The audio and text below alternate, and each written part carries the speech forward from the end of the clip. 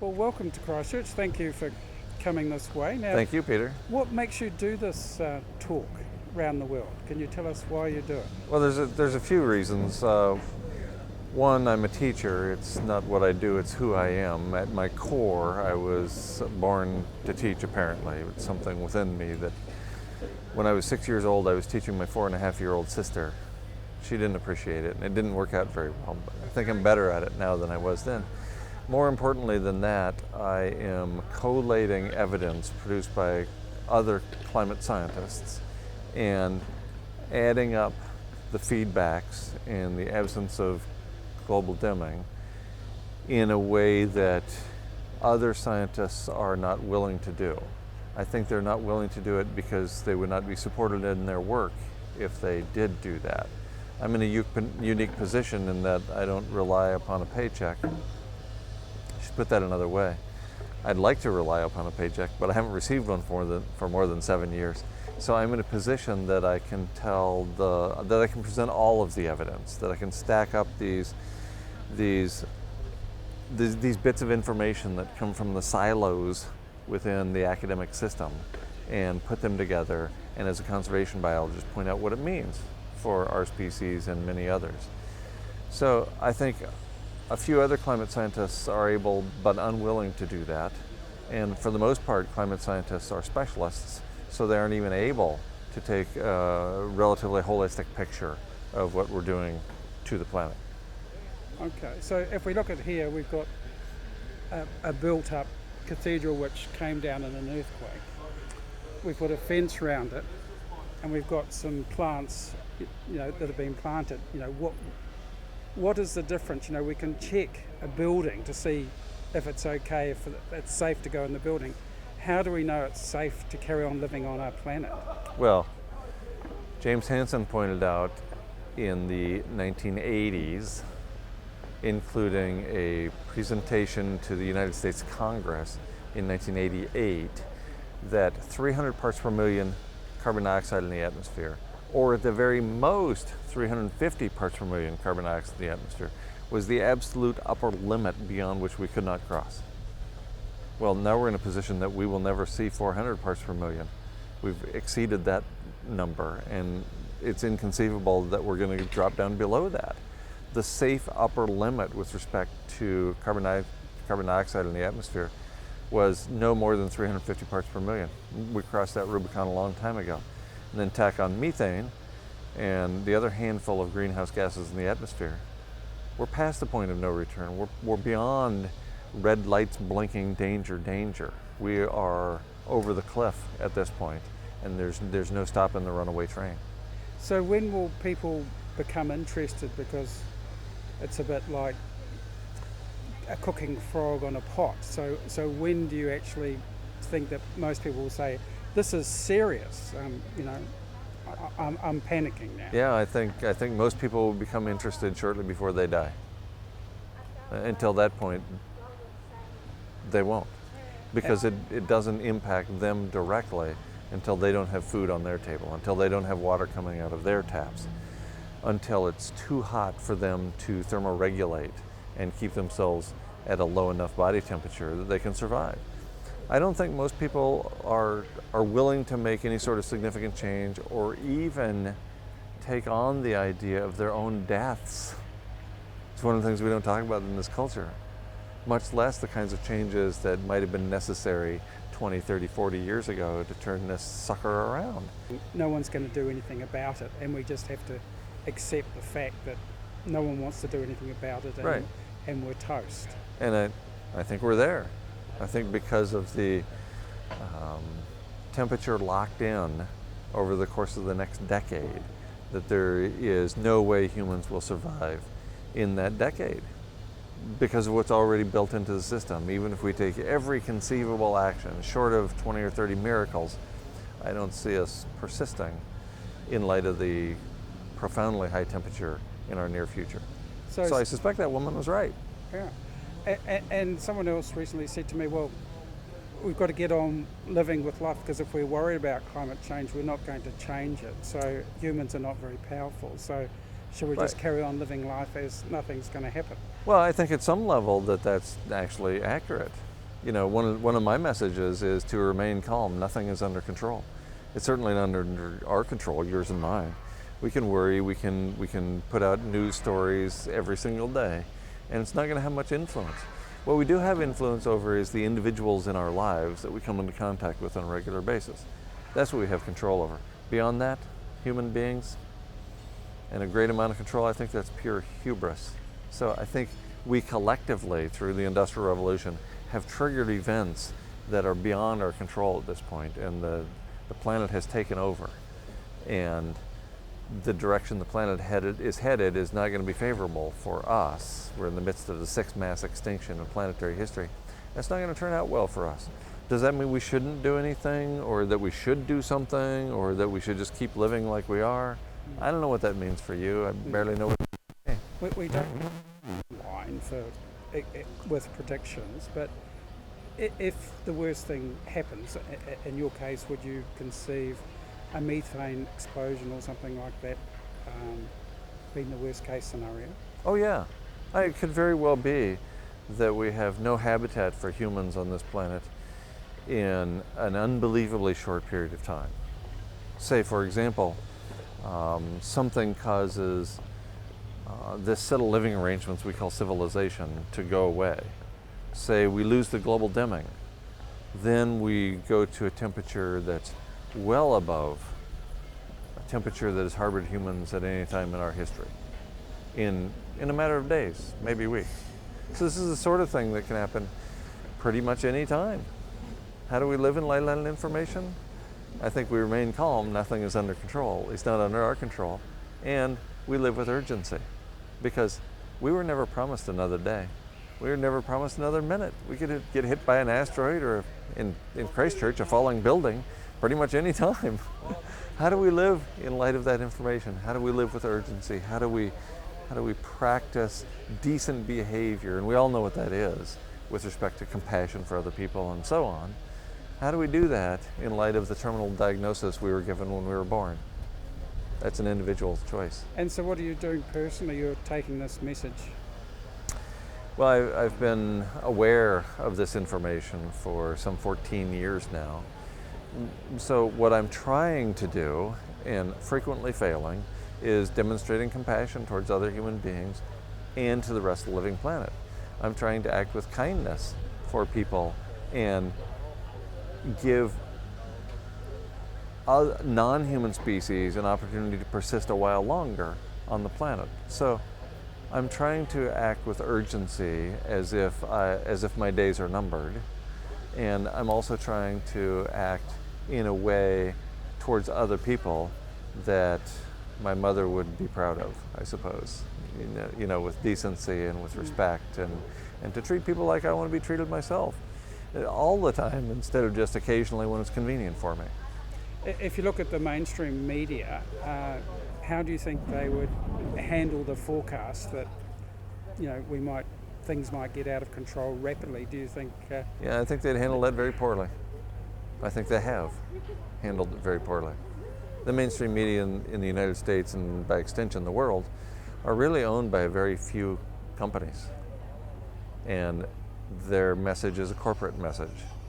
There is no fair and balanced in media reporting at this point. There is an agenda. It's all part of Edward Bernays' propaganda machine that encourages people to shop and shop and shop until we're all dead. So if you look at chief executives, they're on 6-month reportings for their results in 12 months, and executive shares. When do you think you're going to see some of these billionaires say it's time to go and live life or do something for humanity because time is running out? I don't know that we'll ever see that. Or maybe if we're paying attention, we're already seeing it. Maybe John Key knows what I know, and he's skipping out of office for reasons that he's not telling, that have to do with spending time with his family. I don't know. It could be that the royal sociopath's in control of this whole situation, or who we tend to think of as being in control of this situation. Maybe they already know. Maybe they're planning trips to Mars, Musk style. Maybe they're planning to spend time with their families. I don't know. I don't know when they're going to, but at least in the United States, by law, corporations are required to focus on the financial bottom line above anything else, above everything else. So by law, they're required to make money, to pursue maximum profit. Or by law, you've got these children saying that they're going to lose their pension. Have you been contacted with regard to that lawsuit against the US government? No, because nobody who's interested in the slow linear rate of climate change described by Al Gore in Inconvenient Truth and so on, nobody like that is interested in my message, because my message is one of abrupt climate change. No, I'm talking about for the legal case. I know, I understand. But nobody wants to put me up on the stand. From a legal perspective, I suspect most attorneys, and I've spent quite a bit of time in courts of law, I suspect most attorneys would fear my message because it could be turned around. Oh, your leading expert says that we're screwed anyway, so why don't we just keep partying like it's 1999? So I imagine that's what some people think.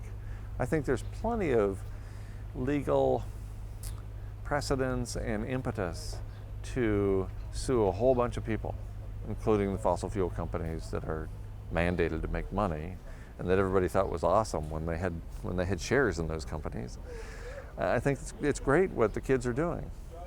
I don't think it will extend our run as a species for one more week on the planet in the long run. And I suspect by holding that opinion, that precludes me from being an expert on either side of that case.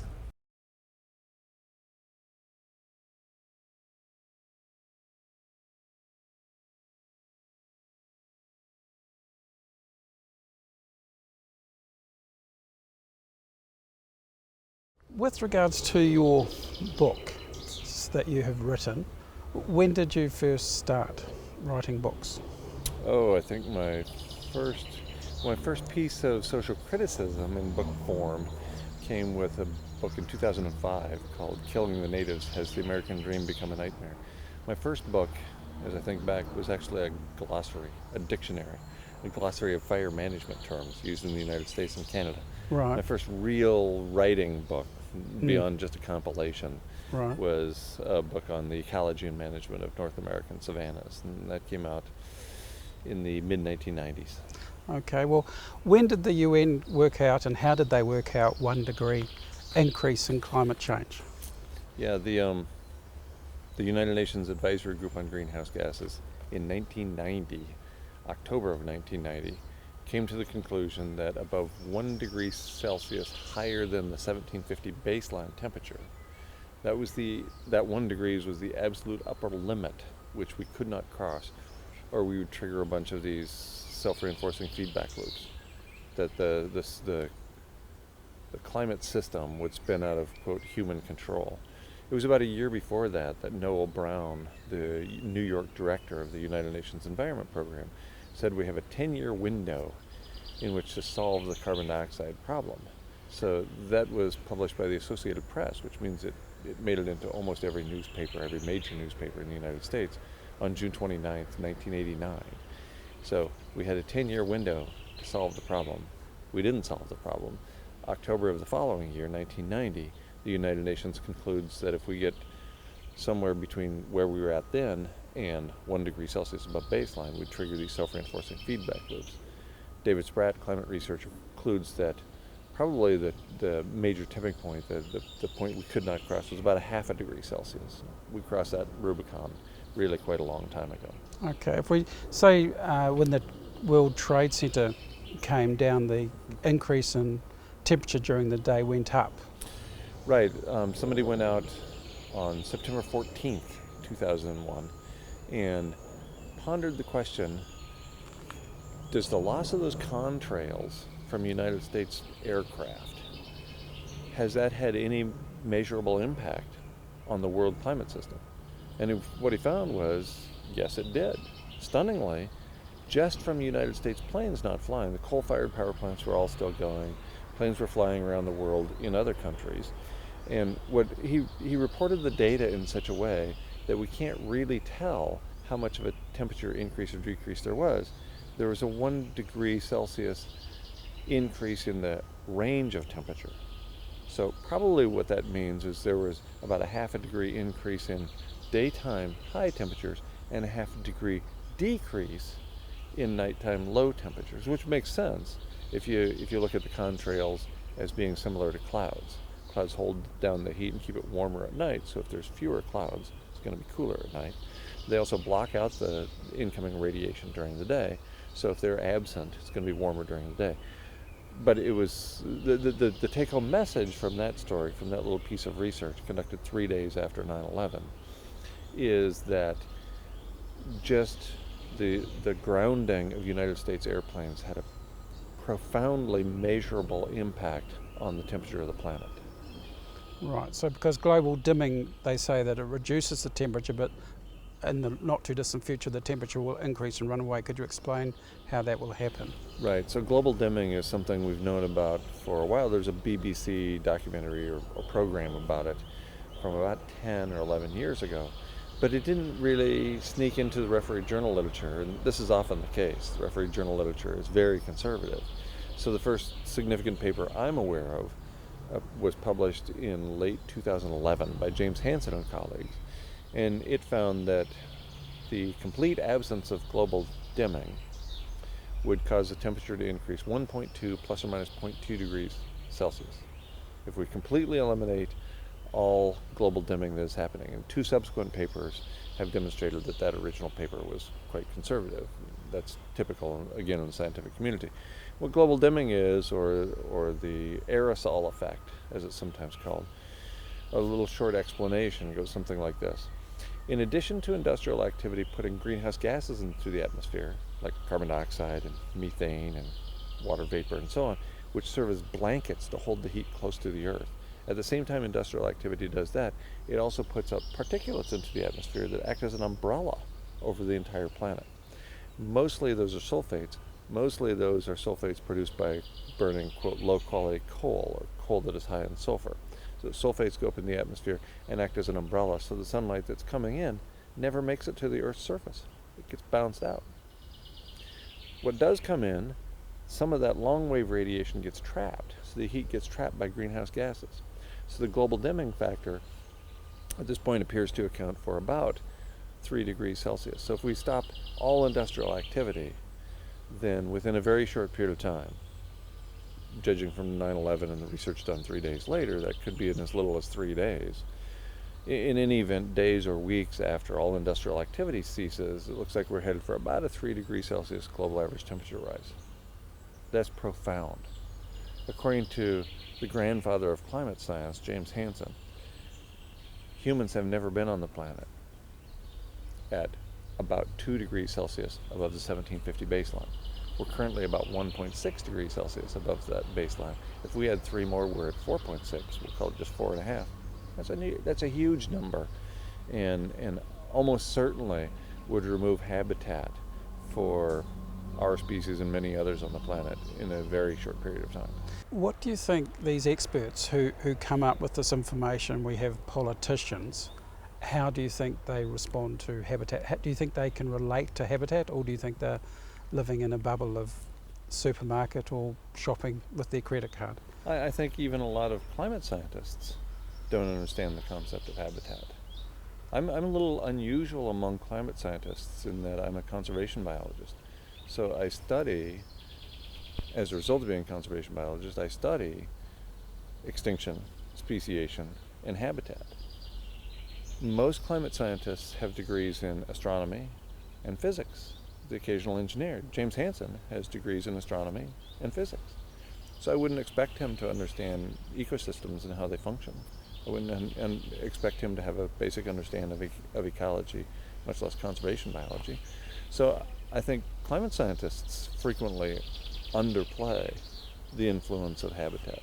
By the time it gets to the political realm, I think most of those folks, since they're mostly attorneys, don't have the slightest clue how the world, the natural world, and our connection to it is even related. So, no, I can't imagine they have any idea that, that our own bodies, in part because of technology like clothes, allows us to tolerate an enormous range of temperatures. So the notion that the global average temperature of the Earth during an ice age is 12 degrees Celsius, and during a hothouse, during which the Earth has spent most of its time during the last 2 billion years, is 22 degrees Celsius. There's only a 10 degrees Celsius difference. That doesn't sound like it's so bad. We experience that when we go in and out of the car every day. What could possibly go wrong? But it's those really, really small changes in temperature at the low end that influence biological activity, at the high end that influence photosynthesis and respiration. And those carry on with cascading impacts for every other organism on the planet, including us, if we're interested in food. Right. Well, if they took action in 1980, for example, hypothetically, what action would that have meant at that time? Well, it's difficult to say. The notion of anthropogenic climate change has been in the refereed journal literature since April of 1896, when Svante Arrhenius published the first paper on the topic. He went on to win the Nobel Prize in chemistry, so it's not as if he was an unknown player. Because of the relatively long lag, 10 years or so, between carbon dioxide emissions and maximum heating of that carbon dioxide, we haven't yet factored in what the temperature is going to be like in another 10 years.